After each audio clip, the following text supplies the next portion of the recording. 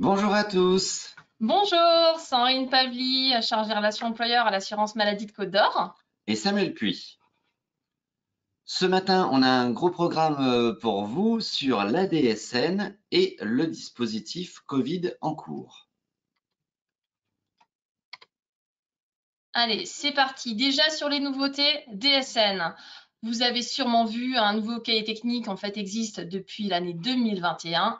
Donc là, il va être incontournable en fait de le parcourir au moins rapidement, même si ce n'est pas vous qui vous occupez du paramétrage. Ce que l'on souhaite faire, c'est tout simplement que vous puissiez ouvrir au moins une fois le cahier technique. Vous l'avez dans les documents distribués, vous pouvez le télécharger et on voit ici, il est disponible sur Net Entreprise. Vous voyez que l'ADSN, il y a toute une partie dans Net Entreprise où vous retrouvez de la documentation, des questions, de l'aide pour pratiquer au mieux l'ADSN. Alors, le paramétrage, il est en évolution. Le système d'information DSN, aujourd'hui, on peut dire qu'il est maîtrisé. Toutefois, il faut quand même bien penser que plus vous avez des mensuels qui sont bien paramétrés et plus on aura à l'assurance maladie en bout de chaîne, grâce à vos signalements, des attestations de salaire qui seront bien reconstituées. Très rapidement, on voulait juste faire un petit clin d'œil sur deux blocs, le bloc 40 pour le contrat de travail et le bloc 53 pour l'activité. Ces deux blocs, idéalement, ils doivent être bien en cohérence. Pensez bien à les paramétrer, à jeter un petit coup d'œil. Et c'est pour ça qu'on vous a mis le cahier technique, même si vous n'êtes pas, entre guillemets, des grands techniciens de la DSN, c'est important d'aller regarder ce cahier technique au moins une fois pour voir un petit peu à quoi ça ressemble. Ouais, ils auront une incidence pour l'assurance maladie. Alors, on vous explique pour ceux qui n'auraient pas trop ouvert le cahier Tout à technique fait, à quoi ouais, ça c'est possible. correspond. Dans le cahier technique, vous allez trouver justement les blocs. Les blocs, c'est ces grandes familles d'informations. Par exemple, le bloc 30, c'est l'individu. Et dans un bloc, vous avez des segments. Par exemple, le bloc 30 avec l'individu, le segment 001, ça va être le numéro de sécurité sociale. Et dans chaque segment, on a une valeur à indiquer. Ici, ça va être le numéro de sécurité sociale, comme vous le voyez à l'écran. Donc l'idée en fait, c'est que donc tous les logiciels sont différents, mais derrière, donc chaque case en fait, ça correspond un peu à un nid d'abeille. Donc vraiment, vous allez retrouver en fait toutes les informations en fait que vous allez rentrer dans votre logiciel, qui va aller se mettre dans les DSN mensuels, et le cahier technique vraiment détaille en fait tout ça pour que vous puissiez en fait ajuster en fait et paramétrer au mieux votre logiciel de paye. Alors, on a dit tout à l'heure que le contrat de travail, c'était important. Et effectivement, le contrat de travail, c'est la clé d'entrée de la DSN et notamment le numéro du contrat. Le bloc 40 contient les infos liées au contrat et le segment important pour nous à l'assurance maladie, c'est le 40009 pour bien chaîner les informations. C'est grâce au numéro de contrat qu'on va pouvoir chaîner et aller récupérer les salaires. Donc prenez vraiment l'habitude, voilà, de fermer les périodes. L'incidence est moindre peut-être dans certains cas, mais pour l'assurance maladie, ça a vraiment en fait une importance essentielle pour garder en fait la chaîne des informations. Alors, au niveau du numéro de contrat, on avait souvent à l'époque une valeur refuge qui était 000. Ça, c'était avant. Aujourd'hui, il faut un numéro de contrat. Et donc, du coup, le numéro de contrat, il doit être indiqué avec des vraies valeurs et non plus une valeur de refuge. Dans le tableau des usages, alors là, on vous a mis un autre exemple sur la subrogation dans le bloc 60. Si vous mettez des dates de subrogation, c'est que vous pratiquez la subrogation. Ben, pour le numéro de contrat à l'époque, vous aviez mis des 00, mais aujourd'hui, on veut un vrai numéro de contrat. Voilà, on a l'exemple là, là sur la diapo, où en 2020, dans la précédente version, il n'y avait pas de numéro qui avait été mis, Donc, et on avait les zéros et sur le ensuite, nouveau, le numéro de contrat existe. Donc là, s'il n'y a pas de bloc changement réalisé, on va avoir une rupture en fait dans l'historique des informations. Donc vraiment l'importance en fait de chaîner vraiment les informations. alors, au niveau du nom et du prénom, alors là, c'est ce qu'on appelle du mapping, hein, ils vont être aspirés et mis sur l'attestation de salaire qu'on aura nous, chez nous, en CEPAM. Le numéro de contrat, il ne figure pas sur l'attestation de salaire, mais c'est lui qui permet d'aller chercher les salaires. Donc, encore une fois, si le bloc changement n'est pas renseigné, eh bien, du coup, on n'aura pas le lien pour aller aspirer les salaires. Alors, si du coup, on n'a pas le lien pour aspirer les salaires, eh bien, l'attestation de salaire, elle ne peut pas se fabriquer. Et du coup, votre salarié, quand il appelle l'assurance maladie, on va lui dire, on n'a rien réceptionné. Et lui va comprendre, vous n'avez rien fait. Et c'est là où on a quelques difficultés. Donc, d'où l'importance, en fait, d'avoir des DSN mensuels, donc justement, qui sont bien paramétrés, de vérifier donc vos données de signalement, d'arrêt de travail. Et dans ce cas-là, en fait, le système peut reconstituer l'attestation en CPAM, en fait, sans aucune difficulté. Alors, juste un clin d'œil, normalement, ce qui est image, son, tout fonctionne bien pour tout le monde. Il y a 2 personnes qui nous ont fait un signalement. Utilisez vos smartphones si ça coince. Ouais. On y va tout de suite avec le sondage. Pour voir si vous suivez en matière de DSN, si c'est clair pour vous. Alors, on vous partage l'info, vous allez avoir la main pour répondre. J'ai fait un signalement et la CPAM me dit qu'elle n'a rien reçu. Que dois-je faire? Je vérifie sur mon tableau de bord. Donc, plusieurs réponses sont possibles. Je saisis une attestation de salaire sur Net Entreprise. Je vérifie le numéro de contrat dans mes DSN mensuelles précédentes. J'envoie une attestation papier tamponnée par fax, doublée en fait d'une lettre recommandée. On vous laisse un peu de temps pour indiquer vos réponses. Alors, il y a plusieurs réponses. Il y a plusieurs, réponses possibles. Oui, on est dans la il y en a bonne pas qu'une, direction quand même. Ouais. On vous laisse encore quelques secondes. Normalement, tout le monde a bien voté.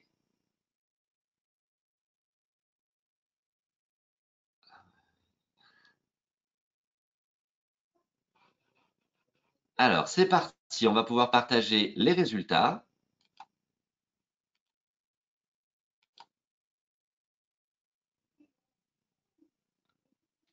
Alors, voilà, on est d'accord. Quelles sont les bonnes pratiques? Alors, déjà, je vérifie mon tableau de bord. Effectivement, ça fait partie des bons réflexes. On est d'accord. Ouais. Si l'attestation de salaire n'a pas pu être reconstituée et qu'un signalement annulé en place ne permette pas la reconstitution, dans l'hypothèse qu'on voit effectivement, on va être du coup sur une saisie sur Net Entreprise. Et puis bien sûr, voilà, tout à fait. le très bon réflexe, c'est d'aller vérifier le numéro de contrat dans mes DSN mensuels. Pour le corriger au plus vite, pour que le chaînage en fait et l'historique en fait puissent reprendre. On voit les questions sur les numéros de contrat. Alors, comme c'est assez spécifique, on reviendra vers vous dessus. Alors, on va pouvoir reprendre le cours de la présentation et on masque le sondage. Et c'est parti. Donc, si vous avez des questions par rapport à ça, en fait, qui est quand même, en fait, c'est quelque chose qui est assez technique et vous n'avez pas forcément l'habitude, votre meilleur interlocuteur, en fait, c'est votre éditeur de logiciel. Vous avez sûrement un support. Donc, adressez-vous, en fait, à eux ou peut-être un contact aussi dans votre entreprise qui s'occupe de ce paramétrage. Donc, gardez bien ce lien avec eux parce que tout changement, même s'il ne concerne pas un signalement d'arrêt de travail, peut avoir une incidence, en fait, pour la constitution de l'attestation de salaire.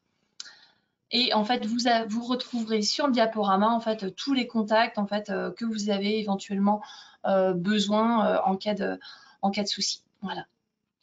Alors, on clique très rapidement sur la liste des contacts sur Net Entreprise. On vous en a mis effectivement quelques-uns à la fin du diapo. Mais là, vous avez toute une page qui a été actualisée sur Net Entreprise. On fait défiler doucement et on coupe la caméra parce qu'on est beaucoup. Vous êtes très nombreux à être connectés. Ouais, donc ce qui fait que c'est un peu compliqué. Donc vous n'hésitez pas, en fait, le document, le diaporama, en fait, il est en téléchargement, en fait, là en direct sur votre page, en fait, sur GoToWebinar. Vous y avez accès. Et si vraiment vous ne le trouviez pas, vous n'hésitez pas. De toute façon, on vous le renverra par mail, en fait, à l'issue de la présentation, comme on fait toujours. Le signalement d'amorçage, vous en avez entendu parler, ça fait partie du nouveau cahier technique aujourd'hui, on a un nouveau type de signalement et ce signalement, il va vous permettre de récupérer les numéros de contrat, notamment quand on change de cabinet comptable ou de logiciel. L'idée, c'est véritablement de pouvoir reprendre tout de suite en DSN, sans perdre tout son historique. Donc ça pourrait être précieux en fait pour un changement de cabinet comptable, voilà, essentiellement en fait, ou un changement de logiciel si vous avez envie de passer sur un autre système de paye. Voilà. On voit aussi qu'il y a d'autres fonctions liées aux organismes complémentaires ou à la DGFiP. Alors là, on va essayer en fait une petite nouveauté. On va vous faire participer pour savoir en un mot. Donc pour vous un signalement d'arrêt de travail en DSN soit réussi, quel est pour vous l'élément le plus important? Donc on va vous mettre dans le chat le lien en fait pour que vous puissiez aller tout simplement cliquer en fait et apporter des réponses. Donc c'est une application qui s'appelle WooClap. Vous avez juste en fait à ouvrir l'application avec le lien qu'on vous a mis dans le chat. Donc dedans vous allez cliquer tout simplement sur voulez-vous rejoindre un événement. On clique nous, Sandrine? On va cliquer. Ah, ok. On va cliquer. Et derrière, vous rentrez le code, en fait, on va leur mettre aussi le code, en fait, on va le retaper. Ah oui, alors le code, on va le on le voit à retaper l'écran. Voilà, on le retape aussi. on peut le retaper aussi si vous voulez faire un copier-coller. Donc le code à rentrer pour rejoindre l'événement, c'est CTEAIA en majuscule. Et là, en un mot, allez 2 ou 3, vous avez droit à plusieurs réponses possibles. Vous allez nous dire, en fait, donc pour vos signalements, quels sont les éléments incontournables en fait à savoir. Allez, on essaye de cliquer pour voir en fait s'il y a déjà des gens qui ont répondu. Hop. Alors au pire, on est obligé peut-être de passer par Google Chrome. On va voir. Ouais, donc en fait, on va passer en fait par Google Chrome.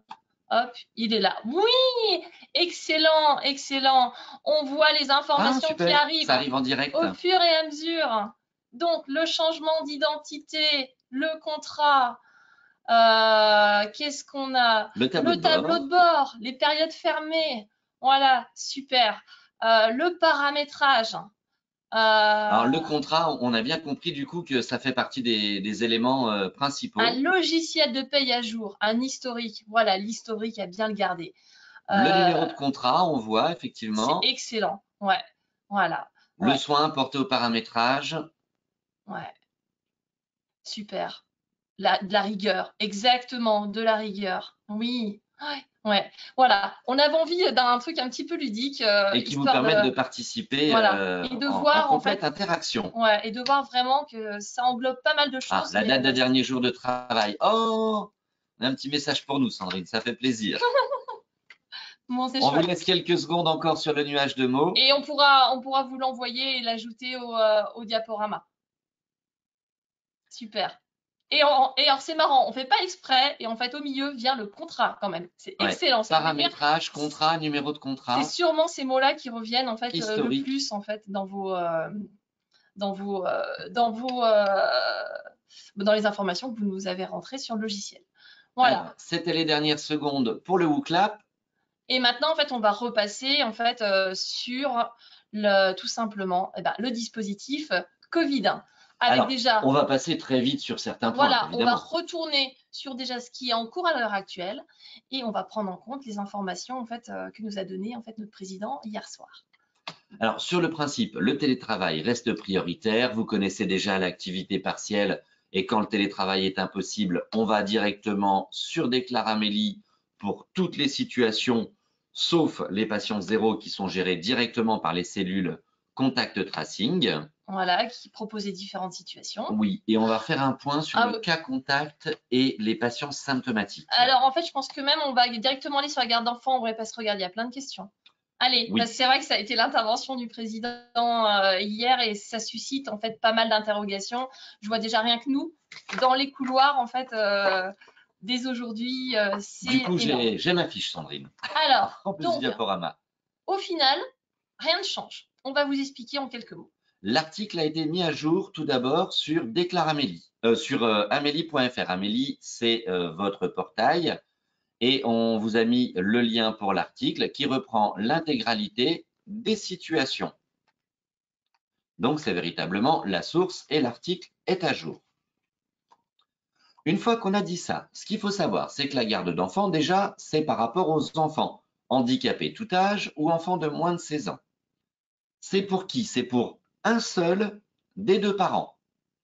Alors, un seul des deux parents, ça veut dire que s'il y a déjà un parent qui est en activité partielle parce qu'il était vendeur dans un centre commercial qui est fermé, la question, du coup, elle se pose plus vu qu'il y a déjà un parent à la maison.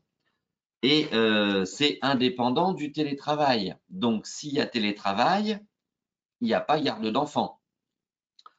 Ensuite, les salariés, eh bien, tout simplement, on est sur le dispositif de l'activité partielle. Donc, finalement, rien ne change. On est exactement comme la situation l'année dernière, post-30 avril. Hein.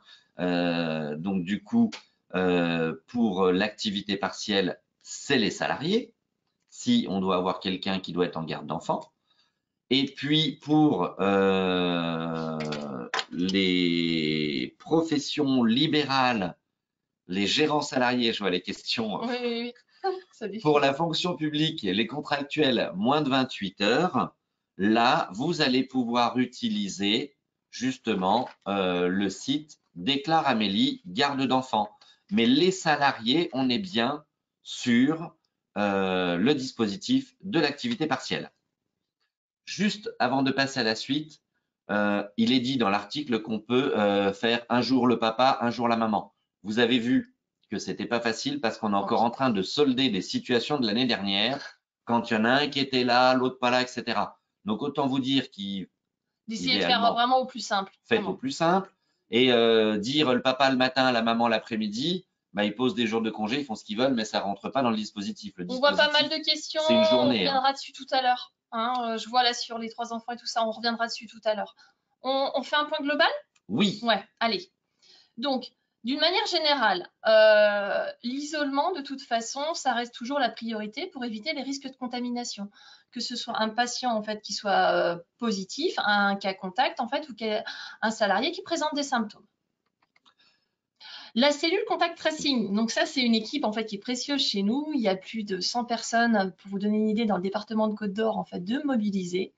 Et à titre d'indication, sur la première quinzaine de mars, on avait 100 patients zéro, donc positifs au Covid, et 300 en fait qui étaient issus, on va dire, d'anciens cas contacts. Donc une proportion quand même certaine. 1000 pour 300. Alors, par contre, ce qui est, on va dire, flagrant, c'est l'accélération. En 15 jours, là, on a multiplié en fait ce chiffre. Ça a vraiment plus que doublé, d'où l'importance vraiment de respecter en fait l'isolement. Et l'assurance maladie a mis en place un service pour vous accompagner avec visite possible d'infirmiers, une offre éventuellement de logement, en fait logistique également et administrative. Rendez-vous sur Amélie, on vous a mis le lien. Accompagnez vos salariés qui en auraient besoin pour pas les laisser, on va dire, en difficulté. Le but étant vraiment de limiter en fait la diffusion de ce virus pour qu'on puisse reprendre tous au plus vite en fait une vie normale. Alors, la cellule contact tracing centralise effectivement ces différentes offres de services. L'idée, encore une fois, c'est de permettre à vos salariés de s'isoler parce qu'un salarié qui est sur place alors qu'il ne doit pas être au boulot et qui contamine tout le monde, du coup, la semaine d'après, c'est 0 effectif sur place. On reviendra, on voit les questions, on va revenir dessus, hein, rassurez-vous. Alors, les gardes d'enfants, oui, ça marche bien. Je pense que ça va centraliser l'attention tout à l'heure. Vous avez pu lire également donc, la même chose dans la newsletter employeur que vous avez dû recevoir, c'était en début de semaine. Et si vous ne l'avez pas, on en profitera pour vous remettre le lien pour que vous puissiez vous abonner, recevoir les informations nationales avec une déclinaison en fait régionale. Alors, la synthèse. Alors, le patient zéro, donc celui positif au Covid. Oui, donc tout celui à fait. qui est au final il est testé et puis il est positif. Et reconnu en fait par un professionnel de santé. Donc lui, il doit s'isoler et il est géré en totalité par la cellule contact tracing. L'isolement est de 10 jours et s'il a du mal à s'isoler, il peut recevoir Donc, l'infirmier à domicile, il est encadré, suivi par la cellule contact tracing. Donc, par contre, la personne qui est cas contact, dans ce cas-là, elle va sur le site Déclare Amélie. C'est à elle de faire les démarches. Elle doit y aller en 2 fois. Voilà. Alors, pour avoir les attestations d'isolement, hein, on va sur Déclare Amélie. Le patient 0, lui, il la reçoit de la cellule contact tracing. Et actuellement, les délais sont longs. On voit quelques réactions. Donc, il fait le test. Et si il est négatif, le lendemain, en fait, il peut retourner au travail. Et sinon… Le lendemain du test. Oui, le lendemain du test, on est d'accord. Et sinon, en fait, s'il est positif, en fait, il rentrera dans la boucle, en fait, du patient, en fait, qui est positif, en fait, au Covid. Oui, il y avait marqué d'éviter de faire les tests trop tôt, hein. C'est vrai qu'on a il y a des préconisations qui sont données dans les informations qui sont diffusées par la cellule contact tracing. Respectez bien. Ça sert à rien parce qu'au pire, ils vont devoir y aller plusieurs fois. La maladie mettant du temps à se développer, il faut du temps pour le test. Alors, les déplacements pour motifs impérieux, alors, donc les ça reste déplacements toujours sont à limiter, mais ça reste à l'actualité. Donc ça peut être valable, on l'avait dit lors du précédent webinaire, vous avez un salarié, un proche qui est malade à l'étranger, il doit absolument en fait aller le voir, un déplacement professionnel. Enfin, donc les différentes situations sont à jour et évoquées aussi sur le site. Vous retrouvez toutes les informations sur les sites qu'on vous a mis en lien, avec les attestations aussi que vous pouvez générer. Alors, on vous laisse gérer directement. Et donc, en général, on va dire, il y aura une prise en charge, on va dire, de l'assurance maladie. C'est à vous, employeur, de gérer, par contre, en fait, cet isolement, c'est à vous de faire la démarche, en fait. Voilà, pour les retours donc hors métropole entre guillemets, eh bien c'est l'employeur qui fait la demande et puis c'est les mêmes champs que d'habitude. Et toujours uniquement si le télétravail est impossible. La priorité restant toujours le télétravail. Mais vraiment, refaites-les pas venir au travail avant, on va dire, les préconisations qui sont données. Ça, c'est super important. Pour un employeur qui a un cas positif, c'est un élément médical. Alors, vous savez qu'il est positif parce que du coup, il va vous donner une attestation d'isolement. Alors, normalement, on ne sait pas s'il est cas contact ou positif, mais que la durée, évidemment que vous le savez quand même. Et puis, votre salarié, souvent, il vous l'aura dit. L'idée, c'est qu'on puisse connaître à l'assurance maladie, et on va y revenir avec un schéma synthétique à la fin. À l'assurance maladie, on a besoin de connaître en vrai les cas contacts. Et comme on l'a vu tout à l'heure, Sandrine en a parlé, quand on a 1000 cas positifs en Côte d'Or, sur la première quinzaine de mars, on n'a que 3000 cas contacts. Ça fait somme toute assez peu. Donc oui, dans l'entreprise, si les salariés ils ont mangé tous ensemble et un peu trop près, oui, ils sont tous cas contacts. Et on se rend compte qu'il n'y en a pas assez en fait de déclarés de cas contact. Alors, la nouveauté, on vous l'avait annoncé en fait lors du dernier webinaire, c'est activé. Donc, si vous ne l'avez pas encore téléchargé sur votre smartphone, l'application Tous Anti-Covid, invitez bien vos salariés à le faire également, à l'activer, parce que derrière, si l'un d'entre nous en fait croise quelqu'un donc justement qui a le Covid, derrière, vous allez être informé et, on va dire, avoir toutes les préconisations nécessaires pour pouvoir, tout simplement, vous isoler. Alors, justement, on voit ici, pour l'appli Tous Anti-Covid, donc la personne, par exemple, elle fait la queue au supermarché. Il y a Tous Anti-Covid qui sonne. Et donc, du coup, la personne, elle regarde son téléphone portable, elle prend le texto, elle clique dessus. Et en fait, c'est uniquement grâce au texto sécurisé qu'on peut aller demander l'isolement. Je revois une question où on a les problématiques des délais. Alors, tous les isolements, c'est minimum 7 jours. Et quand on dit la personne reprend le travail le lendemain du test, attention, la personne reprend le travail le lendemain du test après un isolement de 7 jours. Et c'est 7 jours à partir du contact avec le cas positif. Donc, nous, c'est des schémas qu'on vous donne, mais bien entendu, la cellule contact tracing prend en compte toutes les situations exactes de vos salariés. Et vous regarderez bien, vous pourrez regarder à tête reposée le diaporama qu'on vous a mis. Et puis, on est disponible pour répondre à toutes vos questions. Et donc vraiment, en fait, parce qu'on se rend compte que aussi une des grosses sources de diffusion en fait du virus, c'est ça, c'est dès qu'un salarié présente des symptômes, en fait, conseillez-leur vraiment en fait de rester chez eux, mettez-les au télétravail si c'est possible pour vous, mais isolez-les en fait au maximum en fait et faites-les se déclarer sur le site en fait Déclaramélie. Alors, le salarié symptomatique, il peut mettre, entre guillemets, alors l'entreprise en péril dans le sens où toute l'équipe peut se retrouver effectivement cas contact et en arrêt. Alors du coup, dès qu'on a un salarié qui a des symptômes, terminer les héros qui avaient la grippe il y a 2-3 ans, qui venaient quand même travailler pour la redonner à tout le monde. Là, véritablement, moindre symptôme, on reste chez soi et on dit à son salarié de rester à la maison et d'aller sur Déclaramélie pour s'isoler. On se souvient que pour le patient symptomatique, ça se passe en 2 temps. Le salarié dit j'ai des symptômes et je me mets en arrêt, 1 jour, 2 jours, en fonction du test et de la date des résultats du test. Ça peut aller jusqu'à 4 jours maximum. Donc là, pour le coup, c'est un petit isolement. Le tout, c'est de savoir s'il est positif ou négatif. S'il a des petits symptômes parce qu'il a un peu mal à la gorge, il va se faire tester et puis en fait, il est négatif. Là, tout va bien, c'est du petit symptôme, fausse alerte, il reprend le travail. Voilà, S'il est grosso positif, modo, on vous a il mis au bout de rentre dans 4 la jours. boucle Voilà, et patient sinon, positif. voilà. Même si c'est le salarié qui fait, encore une fois, vos salariés, ils ont confiance en vous et ils s'adressent à vous. Et donc, c'est important que vous puissiez leur dire, bah oui, surtout viens pas, reste chez toi, va sur Ouais. Déclaramélie Bah et non, va te faire tester. j'ai un petit mal de gorge, un petit nez qui coule, mais c'est rien, j'ai pris froid hier. Non, non, on n'en sait rien. Reste chez toi. Vraiment, c'est super important. La prise en charge, elle ne change pas, donc elle est la même pour tous. C'est déjà ce qui était le cas, en fait, ce qu'on vous avait annoncé la dernière fois, pour que ce soit en fait très simple. Donc, sans carence, payé dès le premier jour avec en fait un complément employeur en fait que vous réalisez.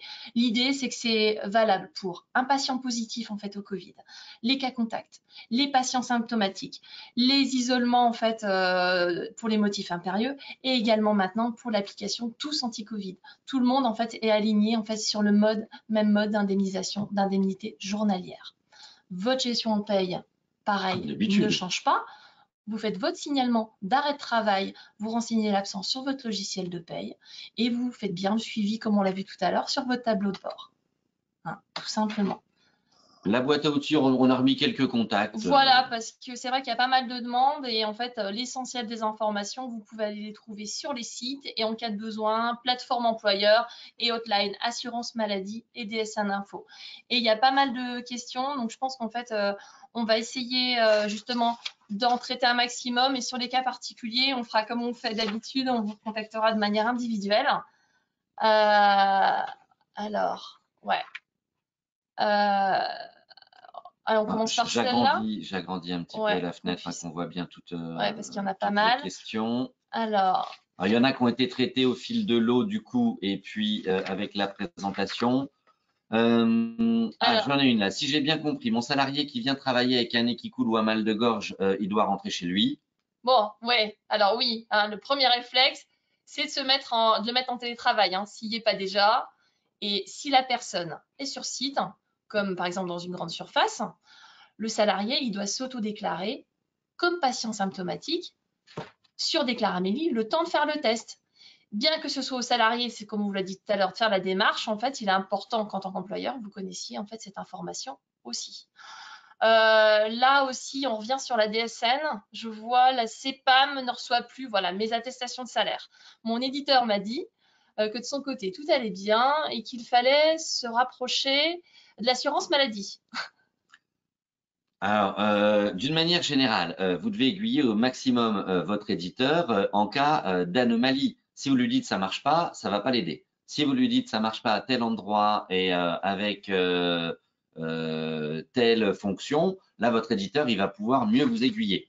Sur la problématique de la reconstitution de l'attestation de salaire, on a vu que généralement c'était très souvent lié au numéro de contrat, surtout avec le nouveau cahier technique. Donc, le premier réflexe, ce sera pour vous d'aller vérifier dans vos DSN mensuels depuis le mois de septembre jusqu'à aujourd'hui si vous aviez des 00 et si vous avez eu un numéro de contrat qui s'est mis tout seul. Et auquel cas, là, vous pourrez en parler avec votre éditeur et puis faire une régule ou un bloc changement pour qu'on puisse avoir le nouveau numéro de contrat. Et là, en fait, c'est vrai qu'il y a énormément de questions sur les gardes d'enfants. Alors, on revient dessus, vous voyez. Alors là, c'est là, en fait, avec l'annonce du président hier et les fermetures des écoles la semaine prochaine, comment, en fait, vont faire nos salariés pour garder leurs enfants? Donc là, on vous renvoie, comme on vous l'a dit, en fait, sur le site Amélie qui détaille l'intégralité des situations. Alors, un rappel, hein, un seul des deux parents peut bénéficier d'une prise en charge, soit d'une activité partielle, soit des IJ selon la catégorie en fait de l'assuré, hein, qu'il soit salarié en fait ou non salarié. Et oui, il y a encore une question qui est encore plus affinée. Ouais, celle-là aussi, ouais, on va la prendre, on va prendre encore cette dernière-là. Le reste, on vous rappellera de manière individuelle. Ben oui, si le télétravail en fait est possible, est mis en place par mon employeur, mais par l'employeur. Mais que là, en fait, la situation familiale, elle est compliquée. Il y a des enfants en bas âge. Le télétravail peut-il exister en mode dégradé? Y a-t-il une autre option? Donc là, dans l'attente d'éventuelles précisions il faut adopter les réflexes qui s'imposent. Hein. En interne, comme vous avez pu le faire en fait l'année dernière, et à défaut en fait de basculer en fait le salarié en chômage partiel, ça reste une option, sachant encore hein, que la seule possibilité, c'est vraiment qu'il y ait un seul des deux parents qui peut bénéficier en fait du dispositif. Oui, et on a eu des contrôles hein, par rapport à mars-avril. Alors, heureusement, il y a finalement eu très peu de situations où on a eu besoin d'intervenir. Mais les contrôles existent, donc c'est bien un des deux parents, effectivement. Finalement, si le télétravail il n'est pas possible parce que les enfants ils sont trop petits, c'est qu'on est sur du télétravail impossible. C'est ça. Donc, les autres questions, on se rapprochera de vous de manière individuelle ou on verra si vraiment il y a besoin de faire un complément d'infos par retour de mail d'une manière générale en vous envoyant le replay. On peut revenir de façon synthétique. Oui, pourquoi tester? Pour savoir trouver les personnes positives, mais aussi en 2, les patients symptomatiques et 3, ceux qui ont vécu une situation qu'ils estiment à risque, ils vont aller se faire tester. Alors, pourquoi isoler? Pour rompre la chaîne de contamination, aussi bien pour les patients zéro que pour les cas contacts. On a bien les deux situations. Enfin, pourquoi tracer? Eh bien, en fait, notre cellule contact tracing à l'assurance maladie, elle le dit, c'est que tracer, ça permet de gagner du temps et ça permet aussi d'offrir un accompagnement et d'adapter les situations logistiques. Donc, si on fait un schéma mémotechnique, ça fait la synthèse en fait du dispositif. On vous a fait un petit clin d'œil aujourd'hui, vous le voyez ou pas. Voilà, ça va être notre petit poisson d'avril. À nous, voilà. À nous. Merci à tous de nous avoir suivis et on se donne rendez-vous prochainement pour un nouveau webinaire si l'actualité l'exige. Voilà, et sinon n'hésitez pas si vous avez besoin, on va dire, d'informations et d'accompagnement par rapport à ça. On est bien sûr disponible pour vous accompagner du mieux qu'on peut. Voilà. Merci à tous, on voit vos messages défiler et bon courage dans le chat. Merci beaucoup bon courage. et à très bientôt. Au revoir. Au revoir Sandrine. Au revoir.